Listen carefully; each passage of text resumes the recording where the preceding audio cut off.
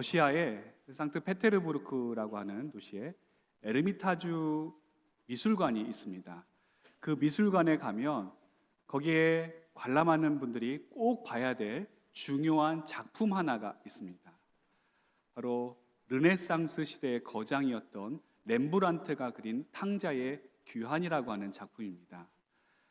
이 작품은 누가복음 15장에 나오는 탕자의 비유를 모티브로 렘브란트가 그림으로 작품으로 만들었습니다. 이 작품을 보면 신발도 제대로 신지 못한 남루한 모습의 아들이 무릎을 꿇고 아버지를 향해서 두 팔을 벌리고 있고, 그 두 팔을 벌리고 있는 이 아들을 아버지가 사랑의 눈길로 끌어안고 있는 그런 따뜻한 작품의 모습을 볼 수가 있습니다. 특별히 이제 압권인 것은 이 아버지의 표정인데, 아버지의 얼굴을 보면 이 아들이 어떻게 이 집을 떠났는지, 아버지 마음에 큰 대못을 박았는지 그런 것과는 아무런 아랑곳하지 않고, 정말 잃어버렸던 내 아들이 이제 살아 돌아왔구나, 죽은 줄만 알았던 내 아들이 다시금 내 눈앞에 나타나게 되었구나 하고 기쁨과 또 감격에 처해 있는 그런 모습을 볼 수가 있습니다. 호기롭게 집을 떠났던 이 둘째 아들, 이 아들은 자신의 모든 것을 다 잃어버린 다음 집을 생각하게 되었습니다. 그가 집으로 돌아갈 때 아들로서 돌아가고자 했던 것은 아닙니다. 그냥 아버지께 품꾼의 하나 정도로만, 이 아들이 바랬던 그 은혜는 품꾼의 하나로만 써주는 은혜였습니다. 하지만 그를 본 아버지는 품꾼의 하나로 그를 받아들이지 않았습니다. 집을 나갔을 때나 동일하게 똑같이 그를 아들의 하나로, 아들로서 받아들여진 것입니다. 아들은 품꾼 하나 정도의 은혜를 바랬는데 아버지는 아들로서, 자녀로서의 은혜로 그를 품어주게 되었던 것입니다. 여러분, 이 아들이 집으로 돌아올 때 가장 필요한 것이 뭐가 있었을까요? 자신의 잘못을 후회하는 것들, 또 이제는 내가 아버지 집으로 돌아가야 하겠다는 그의 결단, 또는 직접적인 그의 행동, 그런 것들보다 더 중요한 것이 있습니다. 그것은 바로 그를 아들로 맞아주는 아버지의 은혜입니다. 아버지의 은혜가 아니면 아무리 아들이 회개를 하고 후회하고 또 결단을 하고 직접 집으로 돌아오는 그 행동을 실천에 옮긴다 할지라도 집에서 받아들여질 수가 없는 것입니다.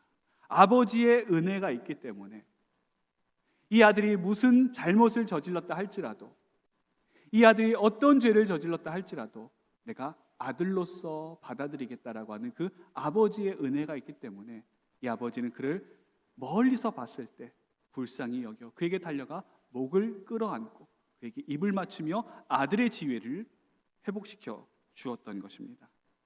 사랑하는 성도 여러분, 우리에게도 바로 이 은혜가 필요합니다.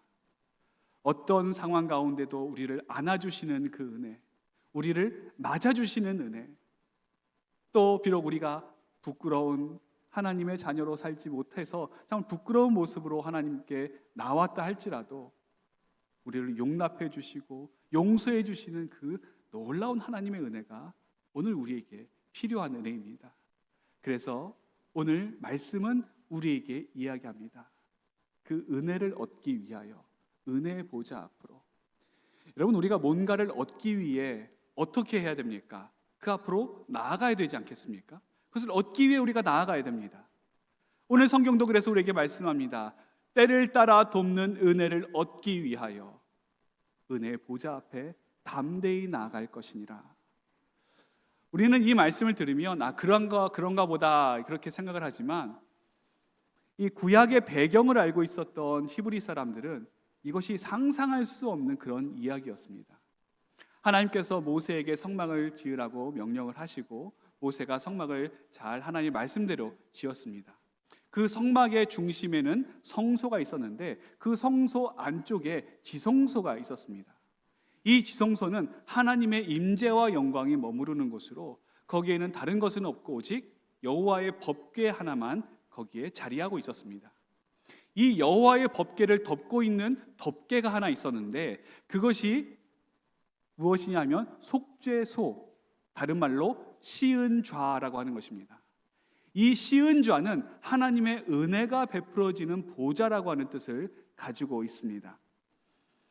이 시은좌가 있었던 지성소는 1년에 단 한 번 대제사장만 들어갈 수가 있습니다. 하나님 앞에 나아갈 때 은혜를 얻기 위해서, 대속의 은혜를 얻기 위해서 아무 때나 들어갈 수 있는 것이 아니라 1년에 딱 한 번 하나님께서 정하신 아론 계열의 그 대제사장만이 이스라엘의 전체 백성의 죄와 또 자신의 죄를 가지고 이 지성소 안으로 들어갈 수가 있었습니다. 그때 하나님께서 감사하게 죄를 용서해 주시면 무사히 그 지성소에서 나올 수 있었지만, 만일 하나님께서 그 죄를 용서해 주시지 않았다면 그는 거기서 죽을 수밖에 없었습니다. 여러분, 한번 우리가 대제사장이라고 한번 생각해 보십시오. 1년에 한 번 이제 지성소에 들어갈 날이 되었습니다. 하나님 앞에 나아갈 때 그 마음이 기쁘고 설레는 마음으로 나아가겠습니까? 아니면 죽음의 공포를 앞에 두고 나아가는 그런 마음이겠습니까? 언제 죽을지 모릅니다. 어떻게 죽을지도 모릅니다. 아마 1년에 한 번 그 대제사장이 지성소로 들어가는 날은 수명이 한 몇 년씩 단축되는 그런 날이었을지도 모릅니다.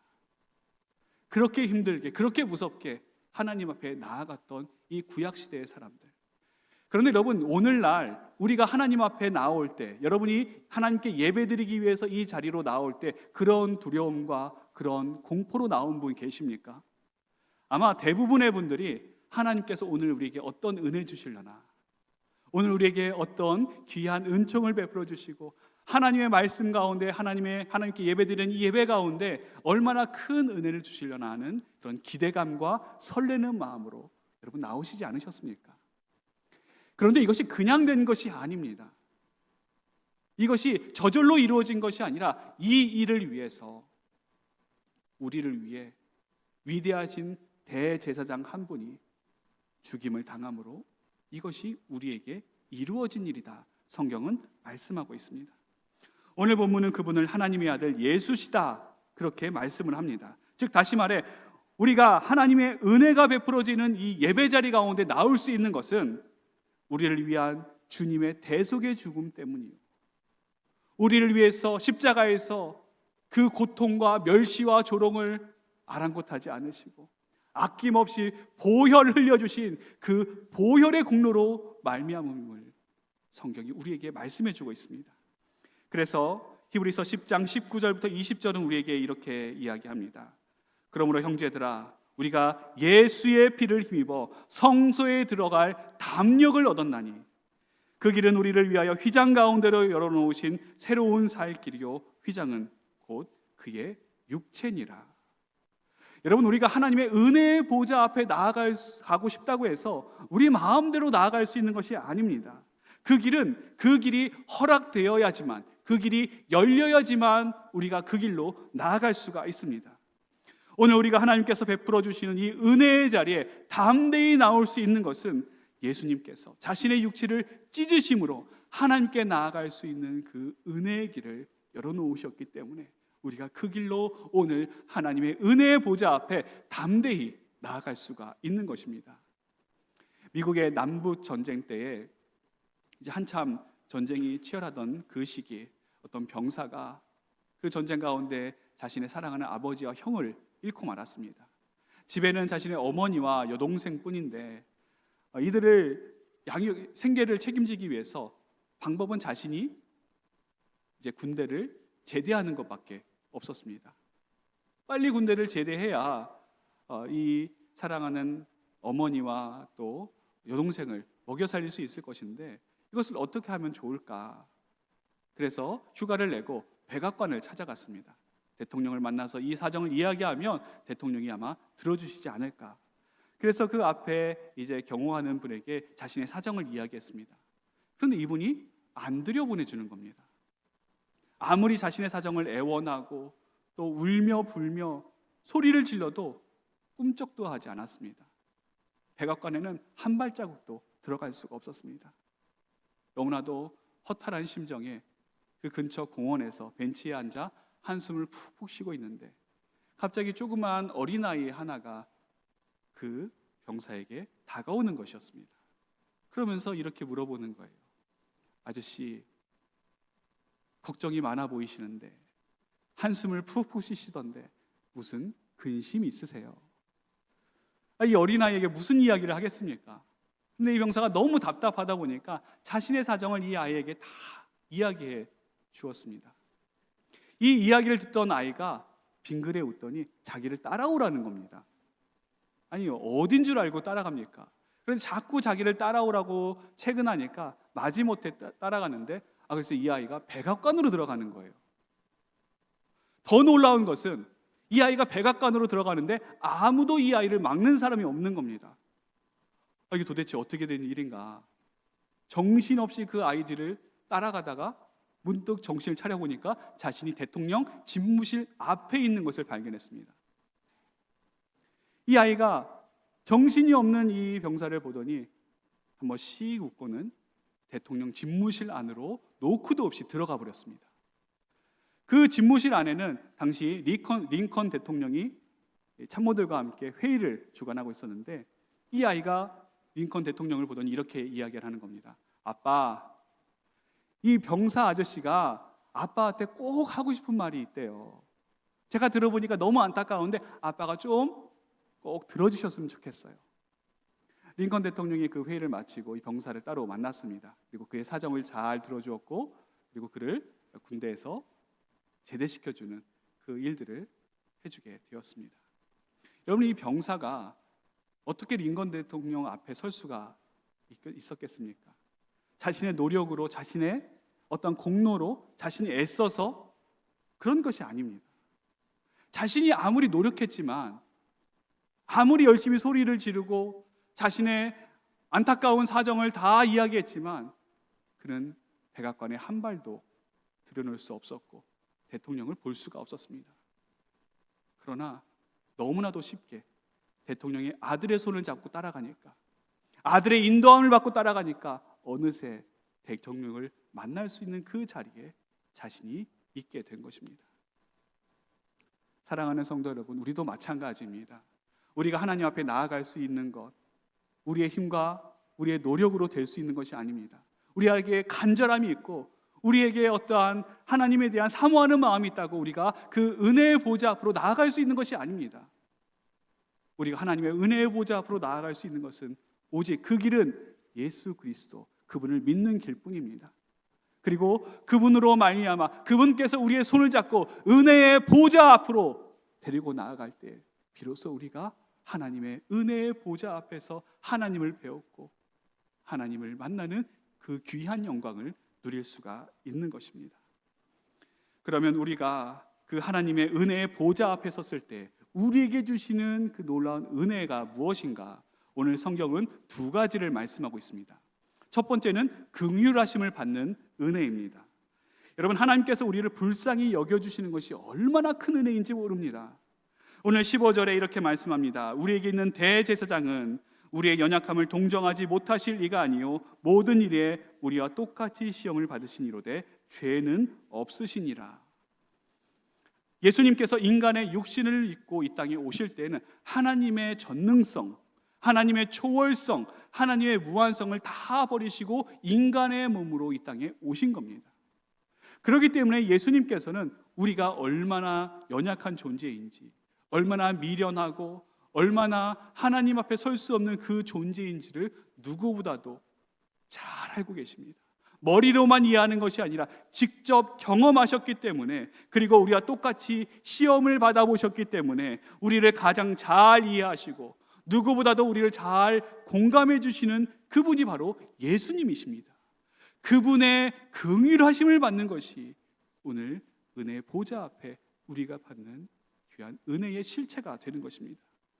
예수님께서 여리고에 이르셨을 때에 앞을 보지 못했던 바디메오가 예수님의 이야기를 듣습니다.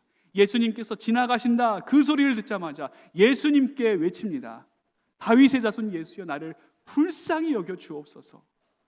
사람들이 만류합니다. 시끄럽다. 예수님 가시는데 여기가 감히 어디라고? 너 때문에 예수님 말씀 잘 안 들리지 않느냐? 좀 조용히 좀 해라.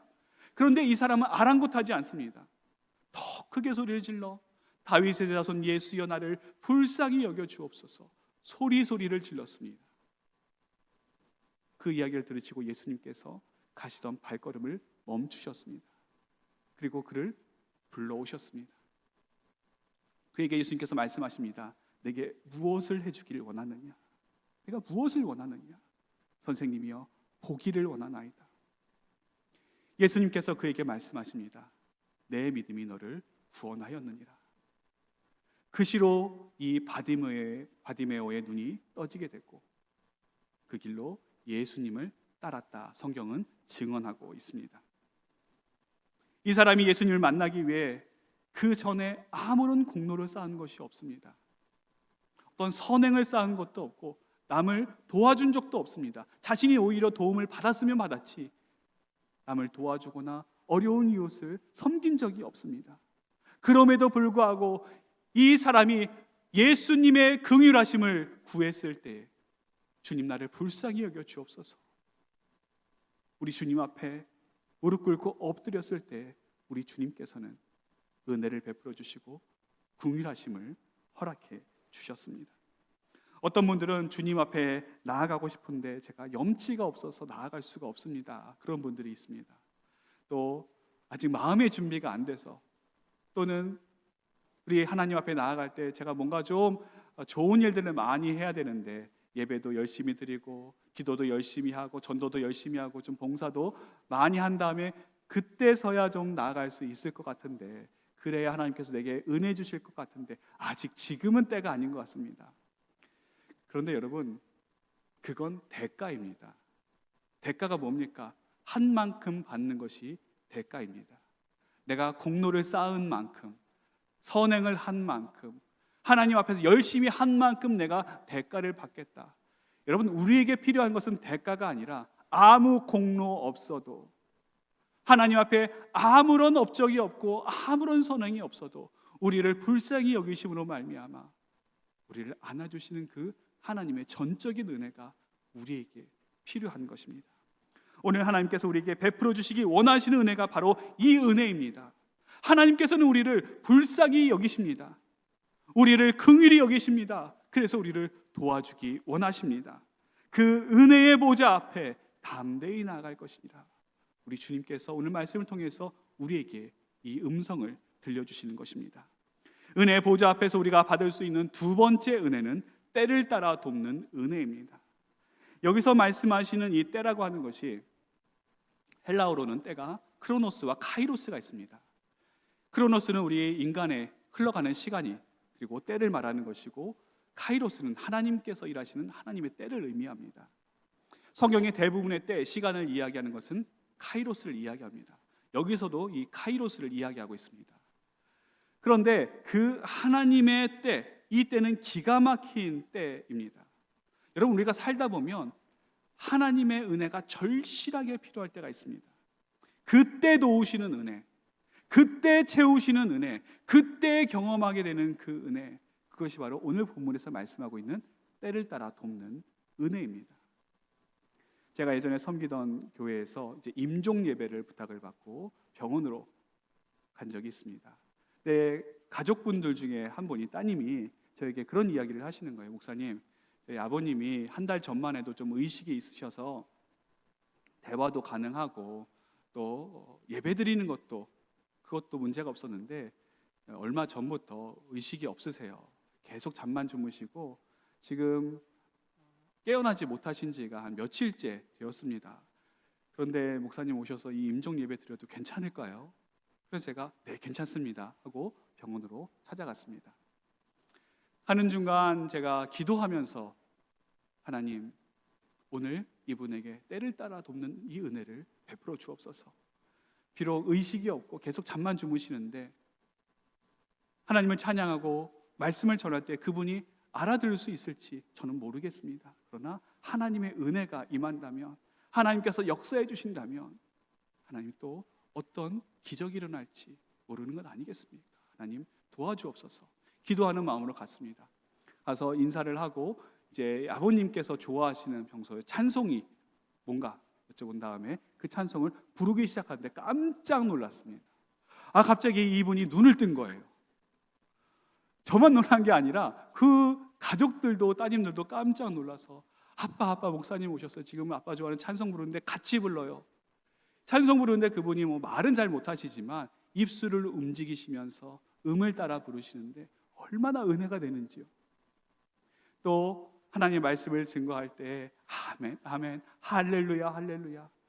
마지막히 자신의 믿음을 고백하는데 하나님 감사합니다.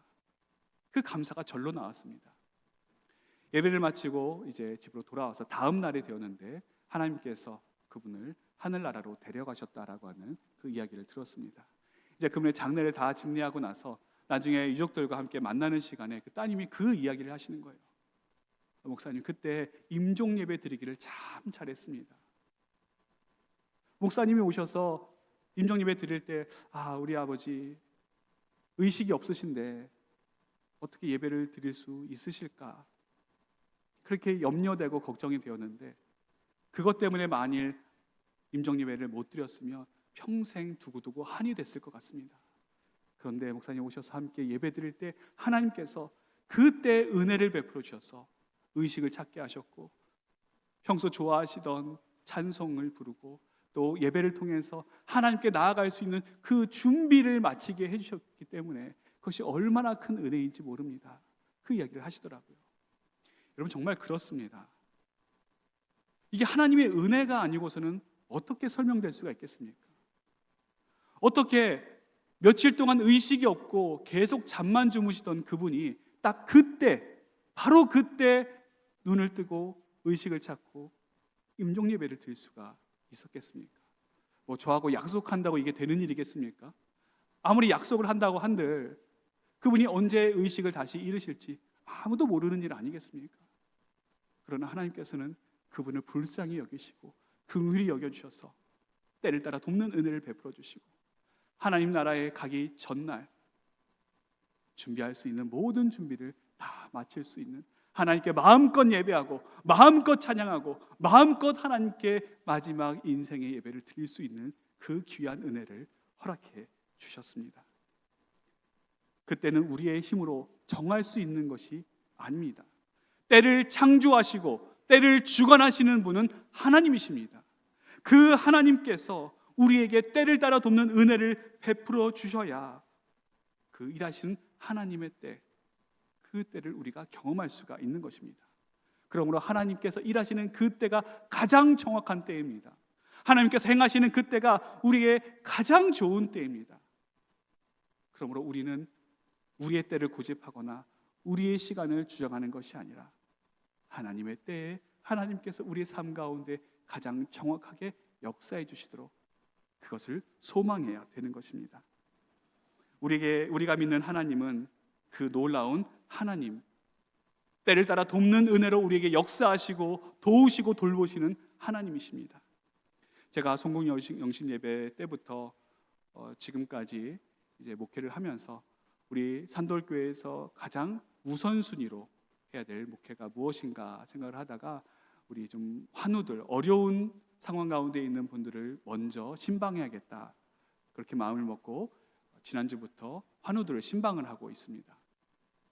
근데 이 환우들을 신방하면서 제 마음에 묵상되고 또 제 마음에 가장 크게 다가오는 것이 바로 이 하나님의 은혜였습니다. 이분들은 여러분 하나님의 은혜가 없이는 정말 살아갈 수 없는 분들입니다. 어떤 분은 교회에서 10분 거리, 10분도 안 되는 걸어서 그런 거리인데 몸이 불편해서 오랫동안 교회에 나오지 못하고 그냥 멀리서 교회를 바라보고만 있고 하나님의 전에 나오고 싶은 그 마음으로 하루하루 힘들게 살아가는 그런 분이 있습니다. 또 어떤 분은 평생 동안 하나님께 충성 봉사하셨던 분인데 이제는 몸이 너무나도 약해지셔서 하나님의 부르심을 기다리고 있는 그런 분도 있습니다. 또 어떤 분은 갑작스러운 질병으로 인해서 큰 병원에서 시술을 받아야 되는, 그것을 기다리고 있는 그런 분도 있습니다. 또 이번 주에 제가 환우들을 신방을 하는데 스케줄이 꽉 차 있습니다. 제가 이분들을 위해서 기도하는 것이 바로 이겁니다. 하나님, 때를 따라 돕는 은혜를 베풀어 주옵소서. 이분들에게 하나님의 은혜가 필요합니다. 또한 이들의 가족들, 하나님의 은혜가 필요합니다. 이들을 돌보시고 붙드시는 그 하나님의 은혜, 우리는 어떤 때인지 알지 못하지만 하나님께서 그 때를 가장 잘 아시지 않습니까? 그 때를 따라 돕는 은혜를 우리에게 허락하여 주옵소서. 이 때를 이겨낼 수 있는 은혜를 폭포수와 같이 부어 주옵소서. 계속해서 기도하고 있습니다. 여러분, 몸이 아픈 환우들만 하나님의 은혜가 필요한 것이 아닙니다. 집안에 우환이 있는 분들만 하나님의 은혜가 필요한 것이 아닙니다. 오늘 이 자리에 나온 우리 모두도 하나님의 은혜가 정말 필요한 사람들입니다. 그런 우리에게 하나님께서는 예수 그리스도를 통해서 하나님의 은혜의 보좌 앞으로 담대히 나아갈 수 있는 그 길을 활짝 열어주셨습니다. 오늘 이 자리가 그 길로 나온 자리고, 그 은혜를 받는 자리이고, 그 은혜에 우리의 마음을 적시는 귀한 자리입니다. 하나님의 자녀들에게 우리 주님께서 말씀하십니다. 긍휼하심을 받고 때를 따라 돕는 은혜를 얻기 위하여, 때를 따라 돕는 은혜를 얻기 위하여 은혜의 보좌 앞에 담대히 나아갈 것이니라. 사랑하는 우리 산돌의 성도 여러분, 오늘 우리에게 주신 이 귀한 말씀을 붙들고 이 한 주간 매일매일의 삶 가운데 다른 것 바라보지 아니하고 다른 것 의지하지 아니하고 우리에게 베풀어 주시는 그 때를 따라 돕는 은혜, 그것을 얻기 위하여 우리 주님의 손 꼭 붙들고 담대하게 살아가는 우리 모든 귀한 하나님의 백성들 되시길 주님의 이름으로 축원합니다.